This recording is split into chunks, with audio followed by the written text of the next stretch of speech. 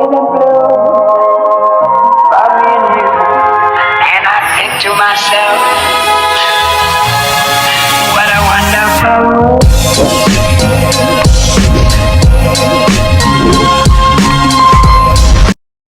Good morning! Maghahasik kami ng mais. Sa amin ang tawag dito, paghahasik.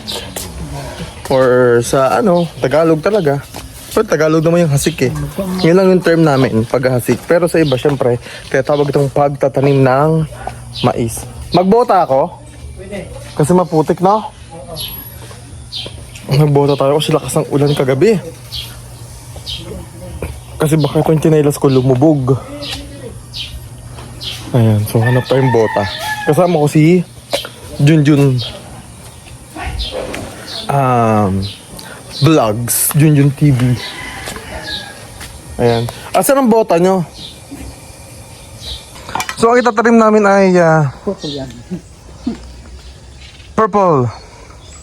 Purple na mais.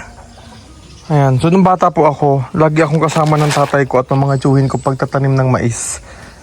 Kaya susubukan natin. Mahaba. Putulin mo na lang. Ilang buto ilalagay natin? Tatlo. Alam niyo ba nung bata ako? Mas madami pa dito yung tinatanim namin. Alam niyo yung fruit cocktail na malaki? Ganun kadami. Minsan, 5 nung ganon. Pag tinatamad na ako, ang dami itatanim, dinadakot ko na yung mais, tas dinadamihan ko. Kaya nagtataka yung tiyuhin ko minsan, pag tumubo na daw yung mais, ang tubo sa isang, sa isang sibulan, minsan 10 puno. Kasi tinatamad na ako Kasi tinatamad na ako mag-ikot-ikot. Kasi, pagka gantong, maganda talaga magtanim. Katulad po dito sa Davao, sige ang ulan paghapon. Ayan, so, pwede na yan. Parang maliit, no? Huwag kang sobrang lalim. Pwede na yan. Pwede yan, lagi yan. Oo. Wala, kasama ko. Ba't apa ka lang? Sanay naman yan si Junjun.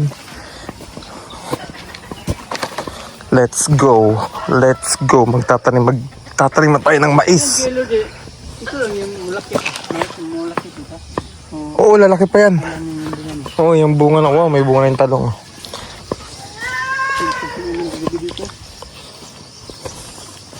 Kailangan natin maghasik. Sa amin ang term dito, maghasik. Madulas Ingat lang tayo kasi alam niyo naman mga kababayan, tayo ay dapain. Gulungin. Pero gusto ko na din mag-apak ha. Saan tayo magtatanim? Saan? Dito lang. Diyan? Paangat, sige, pwede yan. Wait lang. Parang gusto ko na mag-apak. Mahirap yung bota. Oo. Magtatanggal na po ako ng mga kababayan. Ng bota. Pwede naman tayo maghugas ng paa eh. Diba? Yan. Mas maganda. Dito. Saan tayo magsisimula? Doon sa ibabaw tayo magsimula para Sige. hindi natin maapakan yung pagbaba tayo. Para hindi tayo maapakan yung... Sige, go. Push kung saan ka masaya. Ayan, mag-aasik na tayo ng mais. So, naghubad na rin ako ng kaya lang sakto paghubad ko, may naapakan ako. Matinik. Ang sakit. Ganyan talaga. Diba? Okay din pala na medyo putik-putik yung paa mo. Para hindi ng tinik. Yan. Madami-dami to eh. Yan. So natin i-set up yan. Sabi daw, ang nagtatanim daw ng mais, kailangan maganda ang ngipin. So Junjun, huwag kang ngingiti. Nasaan yung una mong ulit? Dito,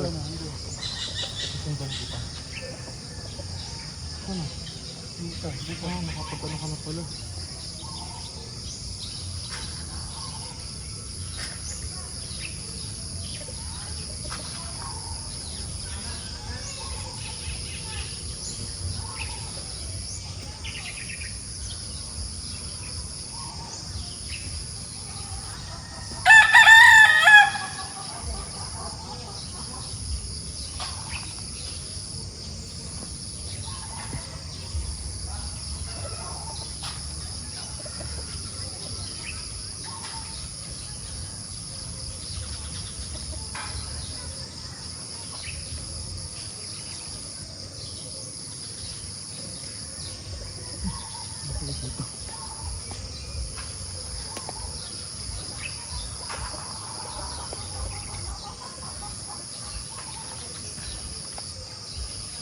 purple.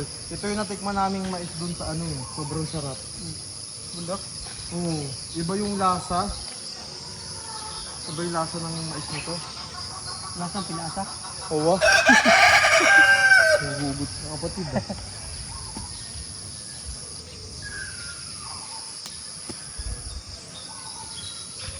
Pagka tumubo dito 5, tinamad ako nun.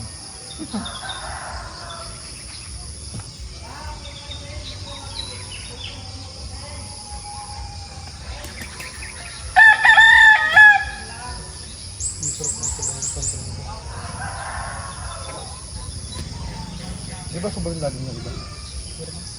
Parang eh.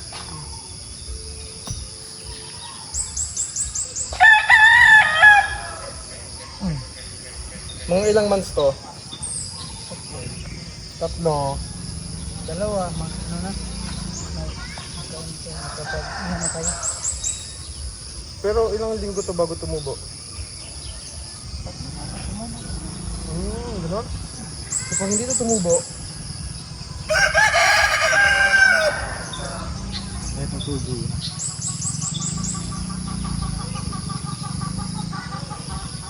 Huwag ka lang ngingiti.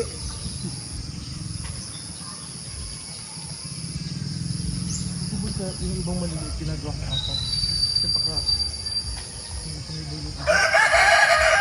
Sumibol ka. Mamunga ka ng madami. Maganda itong mais na ito. Maliliit lang ito eh, no? Pero, Malaki. Lagyan natin ng bunot para mas para mas lumaki. tulad.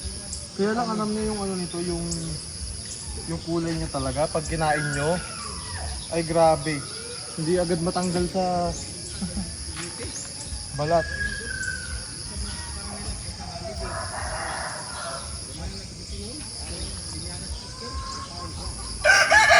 Ano tayo? Wala. Dito na po tayo.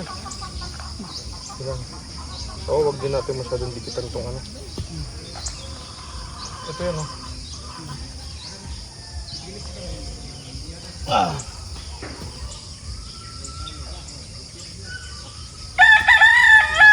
Maganda na kasi magtanim ngayon eh. Lakas ang ulan pa gabi. Okay lang ba dikitan natin itong puno ng gulay?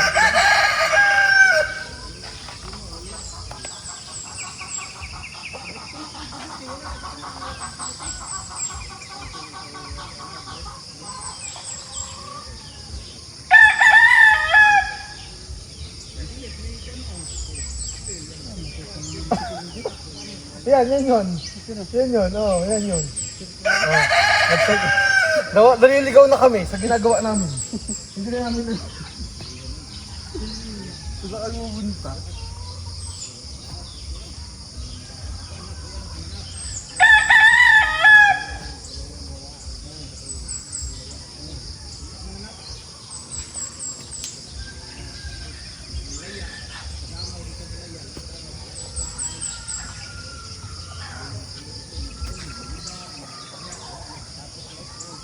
Iwag na naman siya.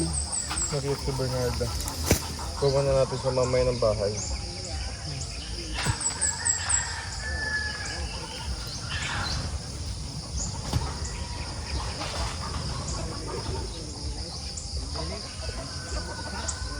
Saan ka na dyan? Baka maligaw ka na lang. Aray ka.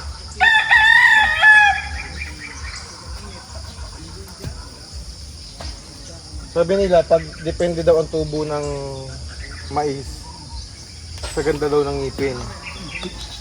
Itong mais na to, pag namunga to, may mga braces to. May braces ako eh.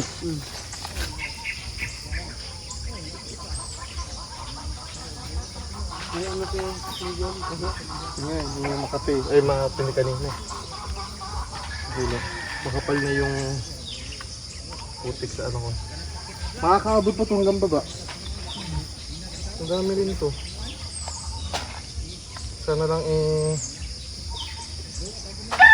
tumubo ko yung lahat. Ha? Tutubo ba ito? Tutubo. Iyan siya.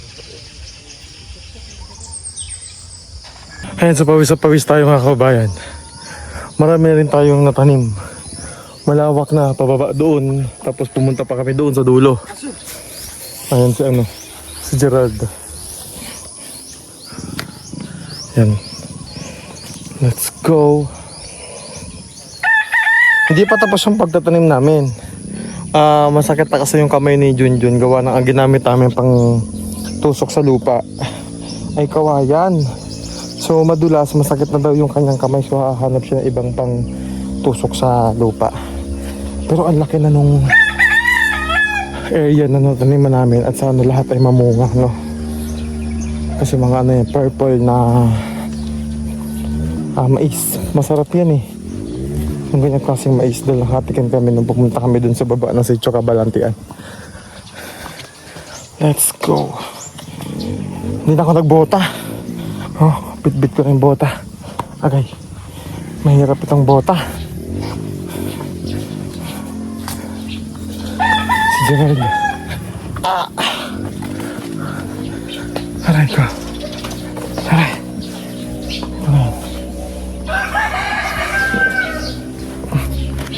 Marami pa sa atin ngayon hindi pa alam na gumamit ng solar. Pero hindi nyo ba alam na napakadali lang naman talaga gamitin ng solar dahil meron na tayo ngayon ng mga smart solar na kahit kayo mismo ay kayang-kaya nyong ikabit ito sa inyong tahanan. That is 200 watts na pwede nyong gamitin indoor and outdoor. Napakaliwanag na nito at talaga namang makakatipid pa kayo sa kuryente. At ang maganda pa dito ay may kasama na itong remote na pwede nyong kontrolin. Pwede nyo itong iset ng 3 hours, 5 hours, or 8 hours. At ang isa sa nagustuhan ko dito ay malaki na ang kanyang solar panel na makapagbibigay ng continuous lightning na up to 12 hours. Let's say, alas 6 ng gabi nyo binuksan, mamamatay pa siya ng alas 6 hanggang alas 8 ng umaga. At ang maganda dito, hindi basta-basta nababasa ang bulb nito dahil waterproof na. Kaya kung gusto nyo pong mag-order nito ay mag-message na kayo dyan sa PB Team Solar. Hi! So andito tayo ngayon, punta tayo ng clinic, dental clinic kasi papalagyan natin ng ngipin si Junjun, pero puro bagang. Pero punta tayo dito. Ayun. Ha? Okay lang yan. Dito ngayon sa clinic, dental clinic, papacheck natin yung ngipin. Ako din, magpapacheck din ako.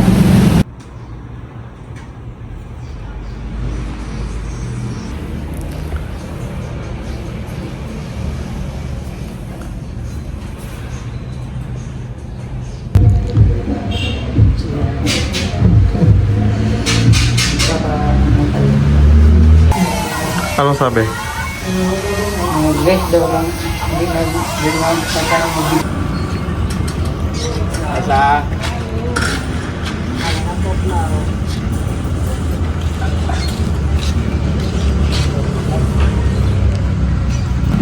So nandito kami ngayon sa hardware dahil bumili rin kami ng bakal at steel matting na gagamitin namin sa paggawa ng bahay ni Bernarda.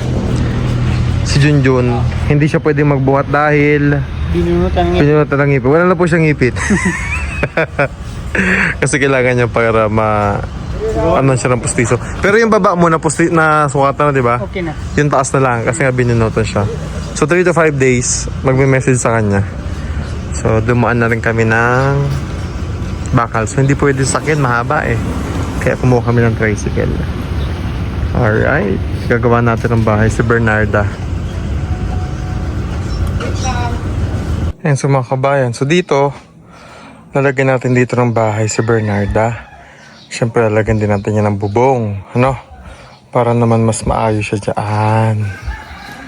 Ayan, so mag-welding tayo dito ng bahay niya. Alright.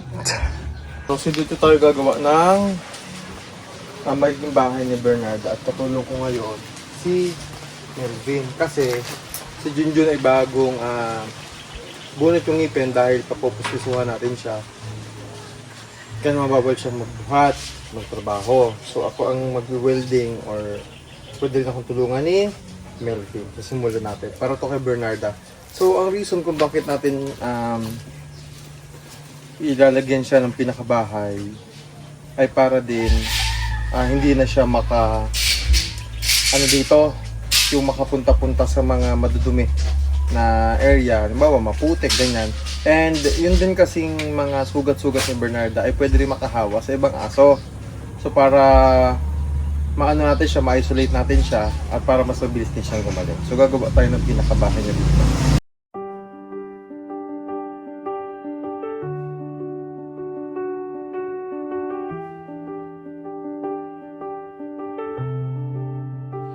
Ano mang hirap ang pagdaanan, ano mang kabundukan ang akyatin, ano mang lalim ng ilog, ano mang lakas ng hangin, hindi titigil sa pagtulong hanggang hindi napupuntahan ang mga kababayang hirap sa buhay, hanggang hindi napapangiti ang ating mga nanay at tatay. PBOJ, kasama si Pugong Bahero, buong PB team, sama-samang tutulong. Liwanag sa dilim, gabay ng mahihirap, pag-asa ng mahihirap, patungo sa magandang bukas. Magandang bukas. PBOJ, kasama si Pugong Bahero, buong PB team, sama-samang tutulong. Liwanag sa dilim, gabay ng So inabot na kami ng hapon. Ito pa lang yung natapos namin. Ay nako. Ang init kasi. Hindi, late na rin kasi kami nag-start kaninang tanghali after lunch. Ayan. So, itong flooring nalagay na natin. Malaki butas niyan, pero lalagyan pa kasi natin yun ng pinaka-cover para hindi lulusot yung paa niya. Ayan. So, para lang yan kapag may mga poops siya, madali natin kukunin. Okay? Tapos, ito. So, hindi pa kumpleto yung mga, baka kasi mainit eh. Yung mga braces natin, yung mga bracket natin. So, kulang pa kasi ito ng isa dyan. Wala pa rin doon. So, lalagyan din natin ng isa pa doon. So, wala pa siya. Okay. Kasi dito, hindi naman natin ito lalagyan ng steel matting na eh. Ito, yung likod. So, ganyan na yan. Lalagyan na natin siya ng braces para mas matigas. And then, yung bubong, ayan, bukas, malalagyan natin siya ng bubong. So, may mga yero pa naman tayo dito. And, si Melvin pagod na rin. Hello. At least, diba, kahit pa paano, napakinabangan natin yung medyo kahit pa paano, nakakapag-welding tayo. Hindi po talaga ako welder. So, natutulong din ako dati sa barko. So, kahit yung mga gantong simple lang, nagagawa natin, diba? So, malaking bagay na yan. So, mukha lang po siyang maliit. Malaki po yung magiging, bahay ni dito. Ni Bernarda, pagod na talaga ako. So, malaking space na magiging bahay niya. So, ito yung gagawin nating pinto. Diyan. So, malaki din po yan. And, kaya dito namin siya piniwesto para lilim or hindi gaanong mainit. Pero, syempre, talagyan pa nga namin ng insulation yan bukas eh. Di ba may insulation po kami. Ayan. Ayan si Azu. Ay, PB. PB. Hello. Hello. Hello. Halika na. Halika na. Oh, halika. Medyo mahihayin kasi itong si PB. Kaya ganyan siya. Okay, natutuwa naman ako kahit papaano. Bukas, tapos na natin to. Ano, PB? Ha, PB? So, tapos i-clear out natin ito. Yung mga nandiyan bakal para mas maaliwala sa kanya. So, ang ano natin dito, purpose natin is para rin natin siya, no? Mas sigurado natin na si Bernarda ay gagaling. And at the same time, yung kasing sugat niya, yung mga ganong klaseng sugat, or kung tawagin natin ay pasantabi po, ay galis, ay pwede po makahawa sa ibang aso. So, mabuti nang i-isolate natin siya dito. Tapos, kanina umaga, nilakad namin siya ni Melvin, inilabas namin siya kasi nag-iyak siya. So, inilabas namin. And kaya napag-decision namin na dito na lang para mas madali din siya dito. O, diba? And yung wall, nandiyan na. And para may water din dito kasi nandiyan yung drum, pwede kami maglagay ng water dito. Pwede nga natin itong butasan eh. Lagyan natin ng ano, diba, ng gripo. Papaalam lang tayo kay Pugong Biyahero. Nandiyan lang sa ano, yung gripo dyan pa. Diba? May gripo dyan, no? Oo, para pagka ano, mabilis lang din siyang malilinisan or ano. Pero pwede nating ilipat dito yung drum na malaki. Kaya doon sa may harap. So iipunan lang natin siya ng water. Diba? Para madali tayo makakapagpalinis sa kanya. So ito pa lang, kinulang kasi kami ng bakal. Itong mga ibang bakal na ito is recycled na. So ito yung mga natira dito nung ginawa yung PB House number 2. At ito rin. So ito kasi maganda klase ito. Sobrang kapal. So ito yung pang ilalim. Then yung ilalim niya, kung mapansin nyo, nilagyan namin ng bracket. So kahit tungtungan siya, so matibay siya. Diba? So hindi siya basta-basta masisira. At syempre po, si Bernarda lang naman yung nandiyan. So magaan naman si Bernarda. May mga nakita na akong ipang cover natin dyan sa ilalim. So, yon, feeling ko naman itong ating steel matting ikakasya. Pero bukas, kailangan kong bumili ng isa pang ganito. Kasi kinulang. Para pampinto sana.